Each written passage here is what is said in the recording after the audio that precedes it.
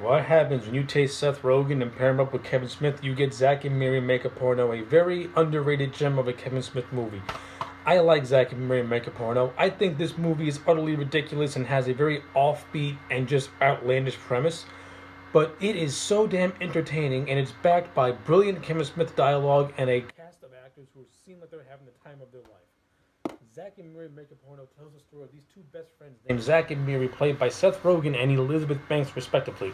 They are roommates who are down on their luck. They're in insurmountable amounts of debt to the point where pretty much the water and the power of their apartment is being turned off. So, as a last-ditch effort to try and make some money, they decide to get a few friends together and make a porno. That is the premise of this movie. I think Kevin Smith pulled it off to the best of his abilities. He made something that was completely. He made a premise that was completely stupid and outlandish. He made it work, and he had a cast of actors who, to me, they looked like they were enjoying themselves while making this movie. Seth Rogen and Elizabeth Banks as the co-leads in this movie, I thought did a fine job. I think they have really good on-screen chemistry together as Zack and Miri. I buy them as being lifelong best friends whose relationship throughout the course of this movie turns into a blossoming romance.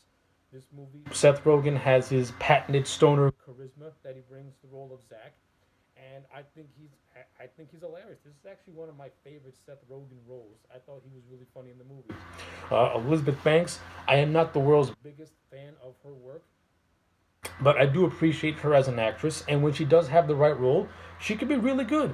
And to me, I thought she was really good as the character of Miri, aka Granny Panties, which is one of the funniest jokes in this movie. Is when a video of her wearing granny panties goes viral on the internet because these two douchebag kids recorded her while she was trying clothes on. It's so stupid, but it's hilarious. These guys are, I mean, Rogen and Banks are also backed by a very strong supporting cast that includes Kevin Smith regulars of Jeff Anderson and Jason Mewes, and Seth Rogen regular and Craig Robinson. And I thought the three of them were really, really funny in their roles, as well as Lester the Molester, Cock and Schniff, and Deacon and Delaney. I thought they played their roles well, and I actually think all three of them had pretty decent chemistry with Seth Rogen as well. Like, this movie is pretty much the meshing of two different worlds. It's the meshing of Seth Rogen and Kevin Smith, and not for nothing, for a first time outing, I thought they did a pretty good job. I mean, I would have liked to have seen Seth Rogen be more of a Smith regular, but that's neither here nor there. Uh, Now, Zack and Miri Make a Porno has a lot of funny scenes that I thoroughly enjoy.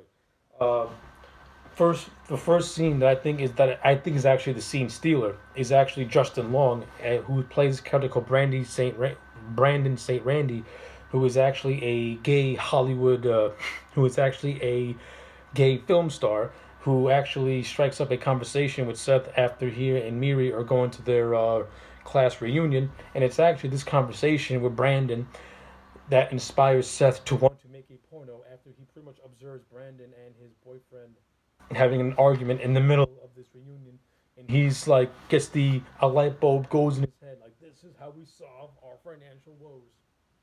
It's completely stupid and ridiculous, but it's utterly hilarious. And I think Justin Long, it's in that scene, he pretty much steals the show. Like, he really stole the show in that scene, and it's pretty much the most memorable bit in the whole movie. That's not to say there are not to say other bits in this movie aren't bad, because they're not. But the Justin Long scene is the one you really remember from Zack and Miri Make a Porno. But some of my favorite bits include the montage where Zach, Miri, and Delaney are interviewing people to be in their movie, and they eventually find them, which gives us the introduction to Lester and Tracy Lords, who makes an appearance in this movie, and this other guy, whose character's name I can't remember, Barry, and a very humorous scene. The montage where they're dressed up as Star Wars characters, because the first porn parody they want to make is called Star Wars, but that goes by the wayside. And then that eventually morphs into "Swallow My Cockachino" in a very ridiculous scene, but that's only hilarious. Where Zach is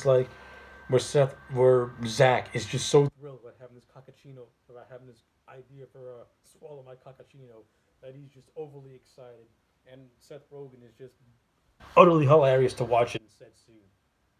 I love it. I also like how Kevin Smith directed the porn scenes too. Like he brought a lot of comedy to it. One of my favorite scenes is when this drunk guy walks into the coffee shop and he's talking about hug it, chug it, football all night. Funny scene, I love it. And I also like the scene where Zack and Miri have their scene, and this is where the romance starts to blossom, but then it gets fractured when they're having a party, and Miri suspects that Seth had sex with one of the co-stars, when in actuality he didn't. And this leads to Zack and Miri having their split where they go their separate ways. I mean, that's typical romance comedy stuff. It's just you know what? It's typical romance comedy things. Me, I'm like immune to it. It doesn't bother me, though it is really hokey and generic. And eventually, Zack and Miri, they do get back together in the end. So I wouldn't have even have had the little tension split, to be honest with you, because it's just so hokey, and you've seen it more than once. Like these two people who are in love, but they don't want to admit to it, and now they gotta disappear and then come back in the last 5 minutes of the movie. Typical and generic to a movie that I thought was actually better than that ending. Actually, that's actually better than that segment of the movie.